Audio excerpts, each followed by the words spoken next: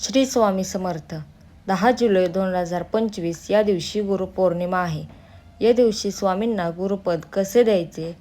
तर सर्वात आधी स्वामींच्या मूर्तीला पंचामृताने अभिषेक करावा. स्वामींची पूजा करावी. हातामध्ये फूल व एक नारळ घेऊन स्वामींसमोर बसून स्वामींना प्रार्थना करायची आहे. हे स्वामीराया, आजपासून आपणच माझे माता, पिता, बंधू, सखा सर्व काही आपणच आहात.